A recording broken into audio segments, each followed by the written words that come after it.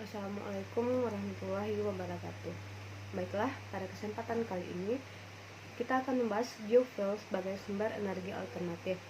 Ini merupakan tugas dari mata kuliah Materi dan Energi yang diampu oleh Ibu dosen Rani Octavia, SPD MPD. Sebelum itu, saya akan memperkenalkan anggota dari kelompok 6. Yang pertama yaitu saya sendiri, Adila Prima Putri sebagai moderator. Yang kedua, Buci Mustika. Yang ketiga, Dandi Chandra. Yang keempat, Halidatul Lisa. Yang kelima, Nadiatul Husna. Dan yang keenam, Winnie Widya Putri.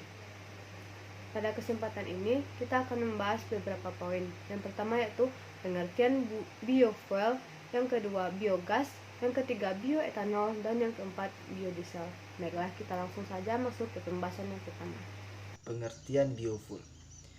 Dalam Kamus Pertanian tahun 1977, pertanian bioenergi atau biofuel adalah sumber daya pembangkit gerak. Dalam kata lain, bio diartikan sebagai organisme atau makhluk hidup.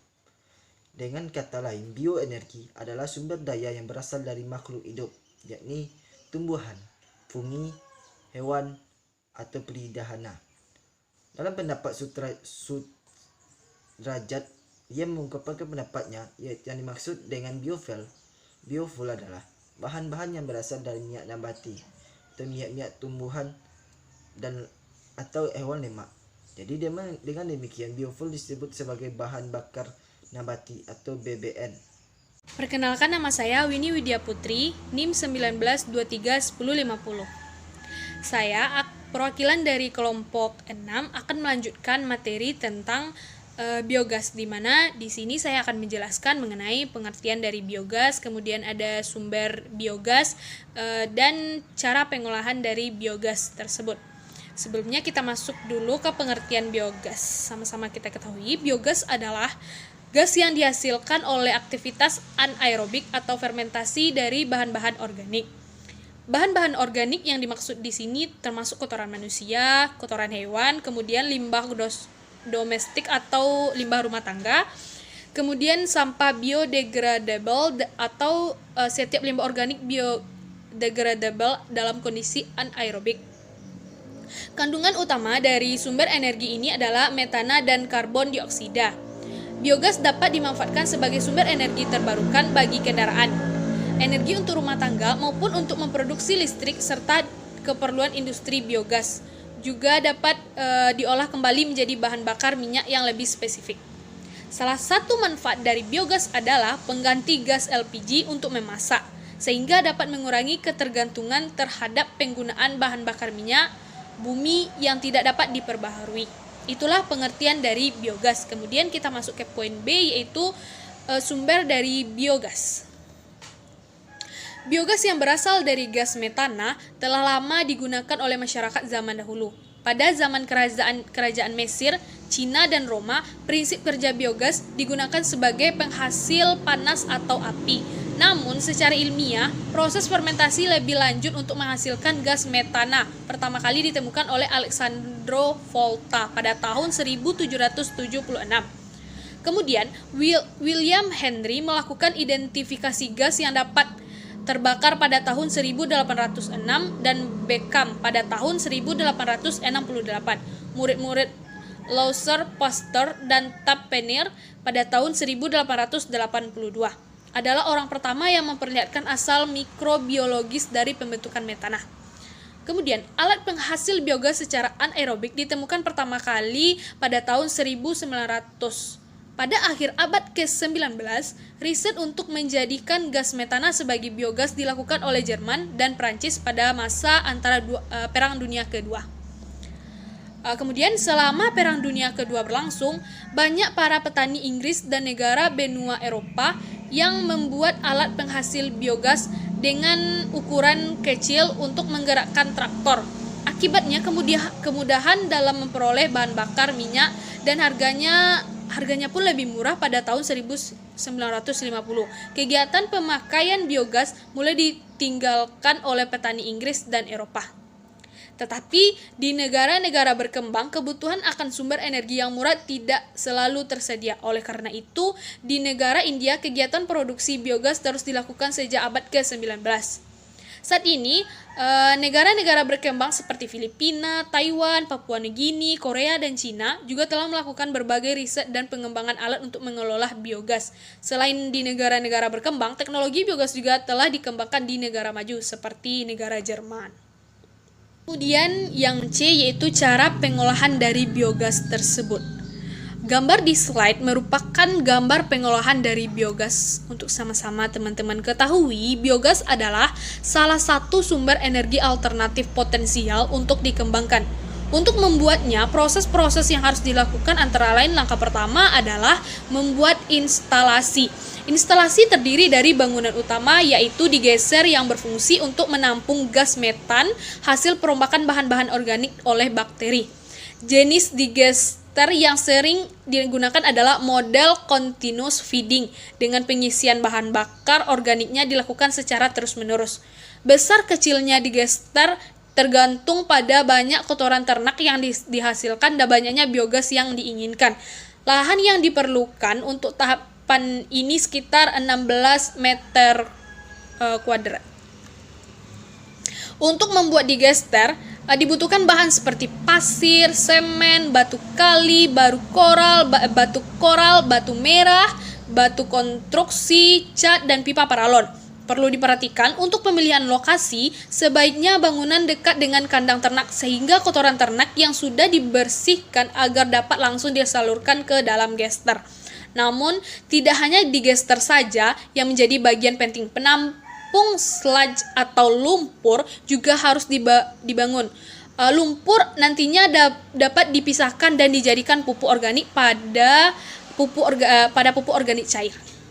Setelah proses pembuatan instalasi biogas selesai, maka langkah selanjutnya yaitu mencampurkan kotoran sapi bersama lumpur dengan perbandingan 1:1 pada penampung sementara. Bentuk lumpur akan mempermudah pemasukan kotoran ke dalam digester. Setelah itu, dilanjutkan dengan mengalirkan lumpur ke dalam digester melalui lubang pemasukan. Pada pengisian pertama, keran gas yang ada di digester dibuka agar pemasukan lebih mudah dan udara yang ada di dalam digester terdorong atau terdesak keluar. Sehingga pada pengisian pertama ini dibutuhkan lumpur kotoran sapi dalam jumlah banyak hingga digester penuh. Kemudian melakukan penambahan starter atau banyak dijual di pasaran sebanyak 1 liter dan isinya rumen segar dari rumah potong hewan atau RPH sebanyak 5 karung untuk kapasitas digester 3,5 sampai dengan 5,0 meter kuadrat. Setelah digester penuh, tutuplah keran gas agar terjadi proses fermentasi. Kemudian lakukan pembuangan gas dihasilkan pada hari ke-1 sampai ke-8 karena pada masa ini gas yang terbentuk adalah karbon dioksida atau CO2. Sedangkan pada hari ke-10 sampai ke-14 barulah terbentuk gas metan atau CH4 dan gas CO2 sudah mulai menurun. Selanjutnya pada komposisi CH4 atau gas metan 54% dan 27% biogas telah dapat digunakan. Biasanya dicapai pada hari ke-14 agar gas yang terbentuk dapat digunakan untuk menyalakan api pada kompor gas atau kebutuhan lainnya. Sampai tahap ini, maka kita sudah bisa menghasilkan energi yang terbarukan dari biogas yang dihasilkan sudah tidak berbau seperti bau kotoran sapi. Tahap selanjutnya yaitu digester secara terus-menerus diisi dengan lumpur kotoran sapi secara kontinu agar menghasilkan biogas yang optimal. Baiklah, materi selanjutnya yaitu kelebihan dan kekurangan biogas sebagai energi alternatif. Kita bahas terlebih dahulu kelebihan biogas. Adapun kelebihannya yaitu dapat mengurangi efek rumah kaca dikarenakan biogas ramah lingkungan. Biogas juga bisa menjadi metode untuk pengolahan limbah dan biogas dalam proses pembakarannya tidak mengeluarkan asap sehingga tidak menimbulkan polusi udara. Serta kelebihannya biogas juga bisa mengurangi penggunaan bahan bakar fosil. Selain memiliki kelebihan tadi, biogas juga ada kekurangannya, yaitu membutuhkan biaya yang cukup tinggi, serta biogas di dalam pengolahannya membutuhkan waktu yang cukup lama, dan biogas tidak bisa dikemas di dalam sebuah tabung. Selanjutnya yaitu potensi biogas. Salah satu sumber biogas berasal dari kotoran hewan ternak. Indonesia mempunyai potensi hewan ternak yang banyak, antara lain hewan besar seperti sapi potong dan sapi perah. Pada tahun 2011, populasinya mencapai 15 juta ekor lebih. Menurut UNDP, Korea Energy Management Corporation dan PT Bumi Harmoni Indraguna, setiap satu ekor ternak sapi atau kerbau menghasilkan 0,6 meter kubik biogas per hari. Jika jumlah total sapi di Indonesia 15 juta ekor, maka biogas yang dihasilkan sebesar 9 juta meter kubik per hari. Jika dikalikan 1 tahun, akan menghasilkan 3.280 juta meter kubik. 1 meter kubik biogas setara dengan 0,46 kg LPG, dan juga setara dengan yang lainnya bisa kita lihat pada tabel. Nah, materi selanjutnya yaitu bioetanol. Adapun yang akan kita bahas tentang bioetanol, yang pertama yaitu pengertian dari bioetanol. Secara definisi ilmu kimia, bioetanol adalah sejenis alkohol yang merupakan bahan kimia yang terbuat dari bahan baku tanaman yang mengandung pati, misalnya ubi kayu, ubi jalar, jagung, dan sagu. Secara umum, bioetanol dapat digunakan untuk berbagai keperluan seperti bahan bakar kendaraan. Bioetanol adalah etanol yang diproduksi dengan cara fermentasi menggunakan bahan baku nabati. Adapun proses pembuatan bioetanol dibedakan menjadi 3, yaitu bahan baku sumber gula, bahan baku sumber pati, dan bahan baku sumber serat. Nah, materi selanjutnya sumber dari bioetanol. Sumber bioetanol di Indonesia yang pertama adalah tanaman tebu. Indonesia merupakan suatu negara penghasil tebu yang dimanfaatkan sebagai bahan baku gula. Produk samping industri gula dapat diproses untuk menghasilkan etanol, sedangkan ampas tebu dapat dimanfaatkan untuk menghasilkan bioetanol. Yang kedua, tanaman singkong atau ubi kayu. Indonesia sebagai penghasil singkong terbesar kelima di dunia, hingga saat ini hanya dipergunakan untuk menghasilkan tepung yang dikenal dengan tepung tapioka. Di samping sebagai tepung tapioka, tanaman singkong sangat berpotensi untuk menghasilkan bioetanol karena tanaman ini mengandung pati dan juga selulosa. Yang ketiga, umbi. Indonesia sebagai penghasil umbi-umbian seperti ubi jalar, bengkuang, talas, banyak mengandung pati dan juga gula yang sangat berpotensi sebagai bahan baku produksi bioetanol. Selanjutnya, limbah padat selulosa.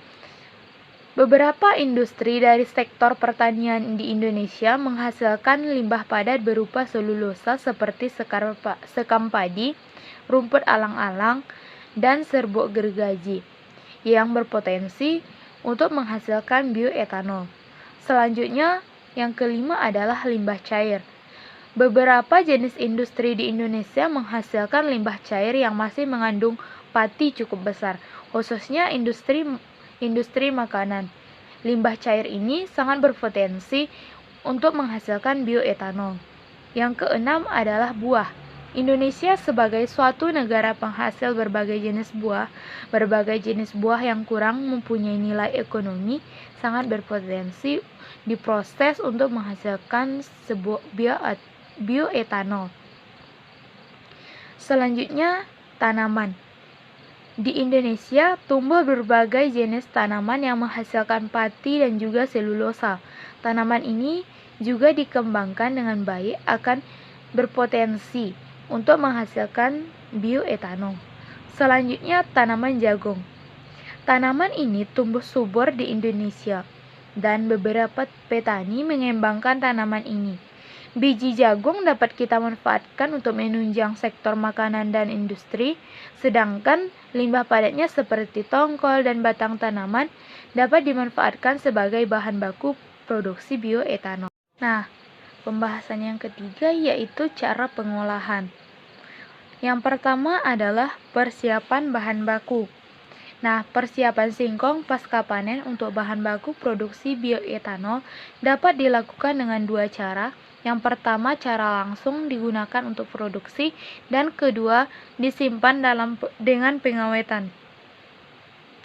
Nah, untuk cara langsung, setelah singkong dikupas dan dicuci hingga bersih, hingga dilakukan proses pemarutan dengan penambahan air 1:1, bahan baku menjadi bubur yang selanjutnya disaring. Bahan baku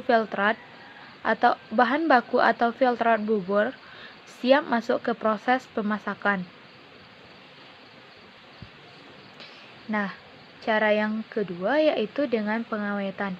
Apabila bahan baku singkong berlimpah dan tidak dapat diproduksi secara langsung, maka harus melalui penanganan khusus yaitu dengan cara pengawetan agar bahan yang dikandungnya tidak rusak oleh mikroba. Nah, untuk pengawetan singkong pada tahap awal dilakukan proses pencucian yang bertujuan untuk membersihkan kotoran yang menempel seperti tanah, kerikil-kerikil kecil yang terikut, dan lain-lainnya. Dan selanjutnya dilakukan penjemuran dengan menggunakan matahari dan diangin-anginkan. Dengan penjemuran diharapkan dapat memperoleh singkong yang lapisan kulit luarnya kering. Setelah bahan baku singkong dikeringkan, kemudian dimasukkan ke dalam karung dan disimpan di gudang penyimpanan. Adapun cara lain untuk pengawetan bahan baku singkong yang adalah dengan singkong dicuci dan kulitnya dikupas, kemudian dilakukan proses pengecilan ukuran. Nah, proses pengecilan ukuran dapat dilakukan dengan dua cara. Yang pertama, dengan proses grinding, di mana singkong digrinding dengan alat gruter atau pemarut sehingga hasilnya berupa tepung basah. Tepung basah ini harus segera dikeringkan dengan modal nampan menggunakan cahaya matahari atau dilakukan pengeringan konveksi dengan mesin dryer.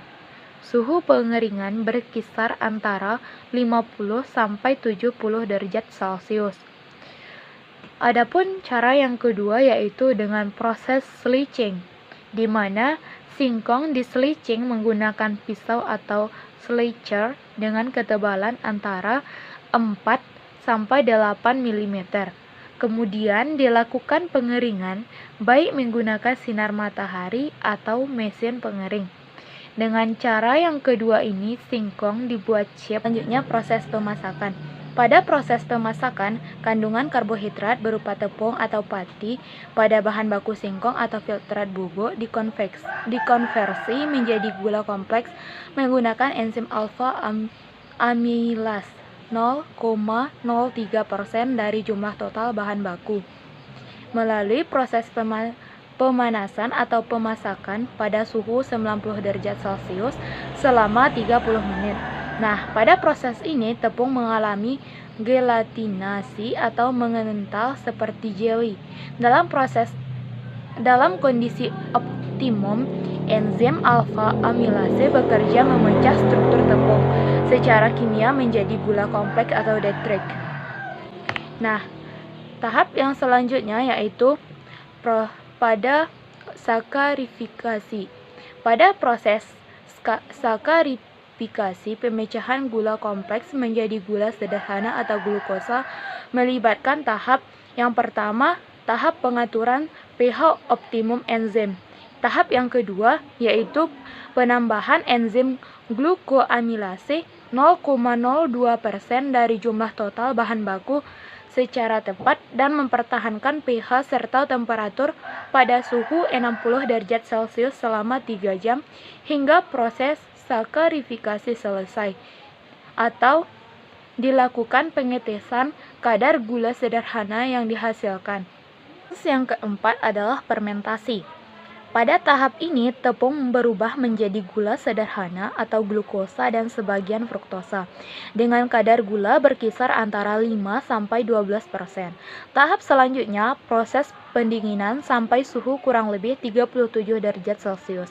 Kemudian, ditambahkan pupuk urea atau ZA sebanyak 0,14% dan pupuk MPK 0,22% dari jumlah total bahan baku sebagai bahan tambahan penyubur pertumbuhan sel ragi. Proses pencampuran suspensi ragi pada cairan baku sebanyak 10% dengan wadah tertutup pada kisaran suhu optimum 27-32 derajat Celcius selama 1 kali 24 jam. Nah, hasil dari fermentasi berupa cairan mengandung alkohol atau etanol atau bir. Pada kadar etanol sangat tinggi, ragi menjadi tidak aktif lagi karena kelebihan alkohol akan berakibat racun bagi ragi itu sendiri dan mematikan aktivitasnya. Nah, proses yang kelima adalah destilasi. Destilasi atau lebih umum dikenal dengan istilah penyulingan dilakukan untuk memisahkan alkohol dalam cairan bir hasil fermentasi. Dalam proses destilasi pada suhu 78 derajat Celcius, etanol akan menguap lebih dulu ketimbang air yang bertitik didih 95 derajat Celcius. Dalam pelaksanaannya, dibutuhkan tenaga operator yang sudah menguasai teknik penyulingan etanol. Selain operator, untuk mendapatkan hasil penyulingan etanol yang optimal, dibutuhkan pemahaman tentang teknik fermentasi dan peralatan destilator yang berkualitas. Nah, penyulingan etanol dapat dilakukan dengan dua cara. Cara yang pertama yaitu penyulingan menggunakan teknik destilator tradisional atau konvensional. Dengan cara ini, kadar etanol yang dihasilkan hanya berkisar antara 20-30%. Nah, yang kedua, penyulingan menggunakan teknik destilator model kolom reflux atau bertingkat. Dengan cara ini, kadar etanol yang dihasilkan mampu mencapai 90-95 melalui dua tahap penyulingan. Hasil penyulingan berupa etanol berkadar 95% belum dapat larut dalam bahan bakar bensin. Untuk substitusi BBM diperlukan etanol berkadar 99,6 sampai 99,8% atau disebut etanol kering. Untuk pemurnian etanol 95% diperlukan proses dehidrasi atau destilasi absorben menggunakan beberapa cara. Yang pertama yaitu cara kimia dengan menggunakan batu gamping, dan cara yang kedua cara fisika melalui proses penyerapan menggunakan zeolit sintesis. Hasil dari dehidrasi berupa etanol berkadar 99,6 sampai 99,8% dapat dikategorikan sebagai full grade etanol atau FGE, barulah layak digunakan sebagai bahan bakar motor sesuai dengan standar dari Pertamina. Selanjutnya yaitu kelebihan dan kekurangan bioetanol. Yang pertama yaitu kelebihannya. Di antaranya, nilai oktan yang tinggi menyebabkan campuran bahan bakar terbakar tepat pada waktunya, sehingga tidak menyebabkan fenomena knocking. Yang kedua, emisi gas buang tidak begitu berbahaya bagi lingkungan, salah satunya gas CO2 yang dapat dimanfaatkan kembali oleh tumbuhan untuk proses fotosintesis, serta emisi NO yang rendah. Yang ketiga yaitu efisiensi tinggi dibanding bensin. Selanjutnya kekurangan bioetanol. Yang pertama yaitu memerlukan modifikasi mesin jika ingin menggunakan bioetanol murni pada kendaraan. Yang kedua, bisa terjadi kemungkinan etanol mengeluarkan emisi polutan beracun. Berikutnya yaitu potensi pengembangan bioetanol. Indonesia merupakan suatu negara yang memiliki sumber daya alam sangat melimpah. Sumber daya alam ini dapat dimanfaatkan untuk menghasilkan bioetanol. Di samping memiliki sumber daya alam yang melimpah, sebagian besar penduduk atau masyarakat bekerja pada sektor pertanian. Beberapa hasil pertanian yang dihasilkan dapat dimanfaatkan untuk menghasilkan bioetanol. Di antaranya, yang pertama ada sagu pohon penghasil sagu atau Metroxylon spp. Sagu pohon penghasil sagu termasuk jenis palem yang banyak tumbuh di Indonesia bagian timur. Sagu merupakan salah satu komoditas hasil hutan bukan kayu, di mana kandungan karbohidratnya lebih tinggi daripada kandungan tanaman lainnya. Yang kedua yaitu ganyong. Di Indonesia, ganyong merupakan tanaman yang memiliki banyak manfaat. Umbi ganyong mengandung karbohidrat yang cukup tinggi, sehingga berpotensi sebagai bahan dasar untuk produksi glukosa dan fermentasi etanol. Hidrolisis pati dapat dilakukan dengan katalis asam, kombinasi asam dan enzim, serta kombinasi enzim dan enzim. Pati ganyong memiliki karbohidrat yang didominasi pati dengan kadar 80% dan kadar air 18%. Kadar pati ganyong yang tinggi menunjukkan pati tersebut dapat dijadikan bahan baku melalui proses hidrolisis untuk pembuatan sirup berkadar glukosa tinggi, menunjukkan bahwa pati ganyong berpotensi sebagai bahan baku untuk bioetanol melalui fermentasi glukosa atau isomernya. Yang ketiga yaitu jerami padi. Jerami padi mengandung kurang lebih 39% selulosa dan 27,5% hemiselulosa. Kedua bahan polisakarida ini sama halnya dengan tetes tebu dapat dihidrolisis menjadi gula sederhana yang selanjutnya dapat difermentasi menjadi bioetanol. Yang keempat yaitu singkong karet.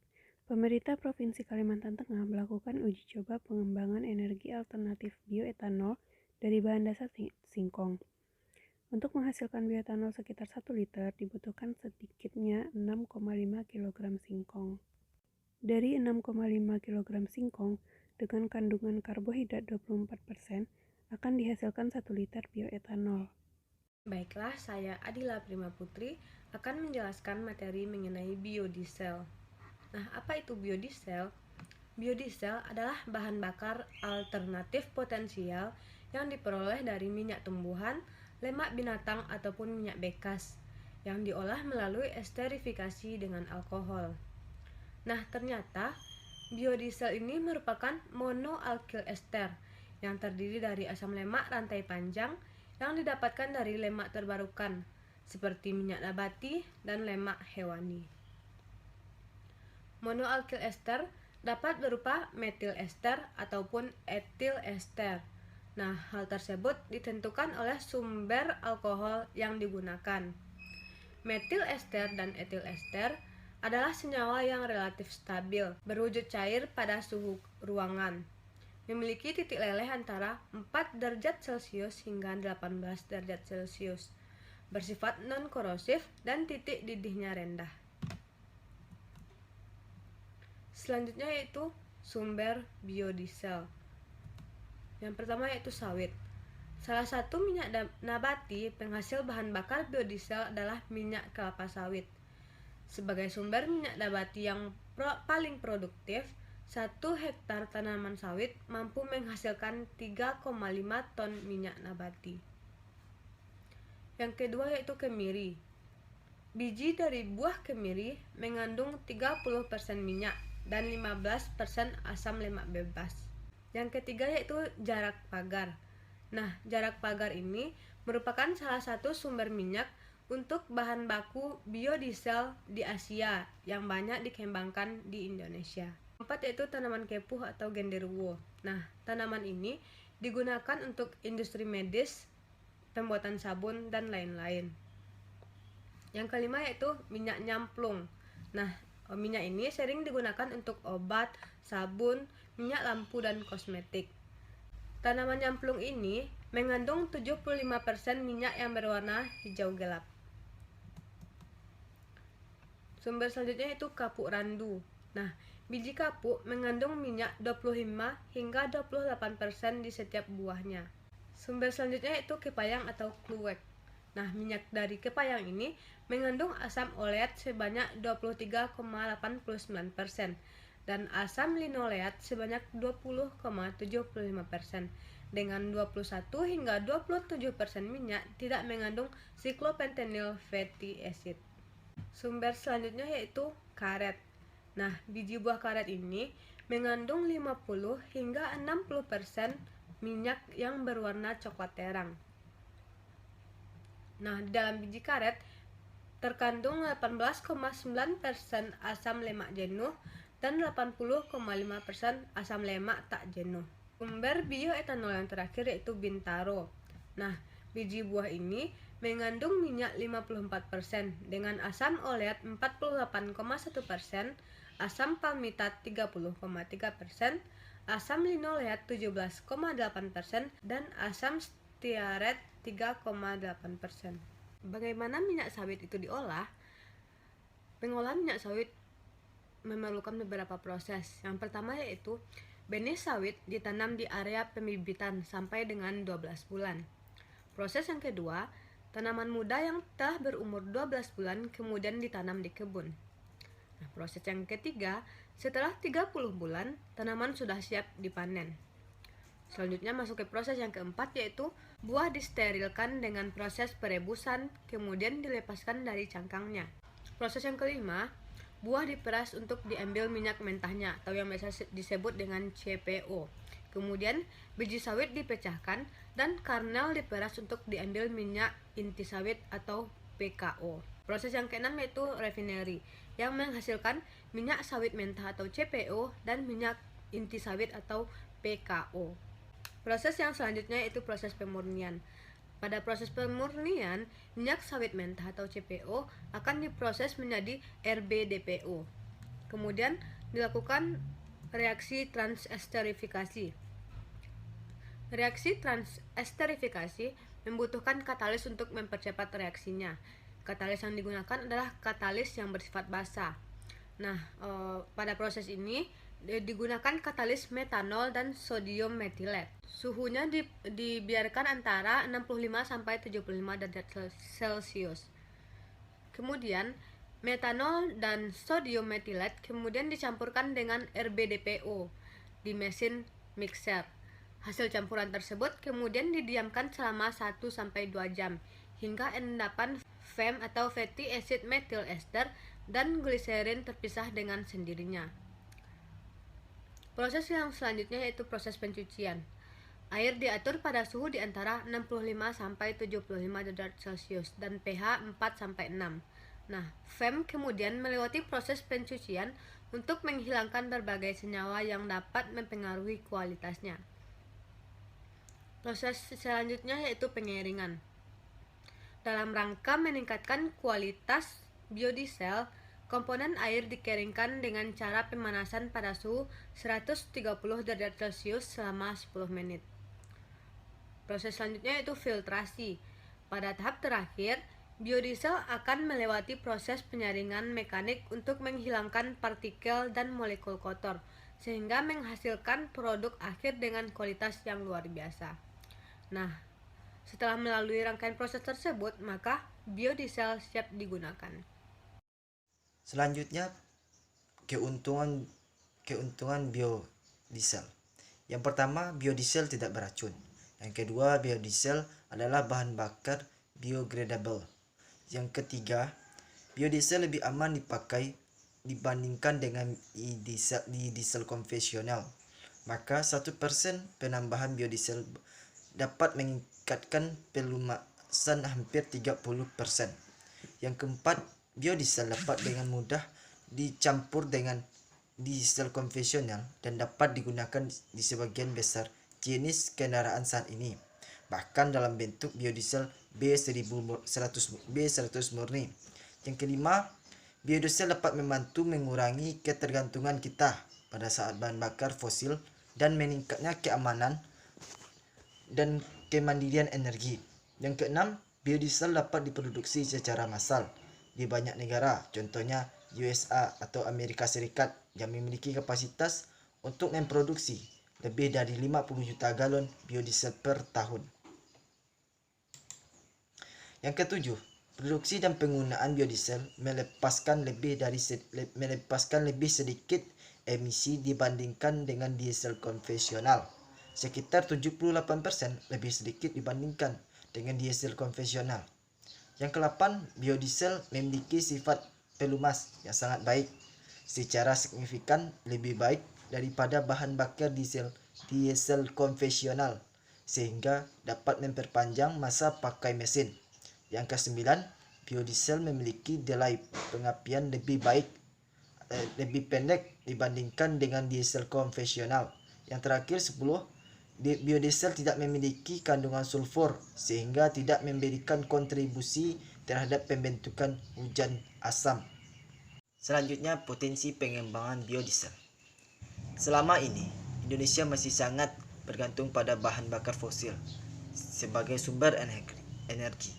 Menurut data Kementerian Energi dan Sumber Daya Mineral, pasokan minyak Indonesia sekitar 9 miliar barel dengan rata-rata produksi setahunan 500 juta barel yang akan habis dalam waktu 18 tahun. Untuk mengurangi ketergantungan pada minyak bumi dan memenuhi persyaratan lingkungan global, satu-satunya caranya adalah dengan mengembangkan bahan bakar alternatif yang ramah lingkungan. Peluang untuk mengembangkan potensi pengembang biodiesel di Indonesia cukup besar, mengingat saat ini penggunaan minyak solar mencapai sekitar 40% penggunaan BBM untuk transportasi. Indonesia memiliki beraneka ragam tanaman yang dapat dijadikan sumber bahan bakar biodiesel seperti kelapa sawit dan jarak pagat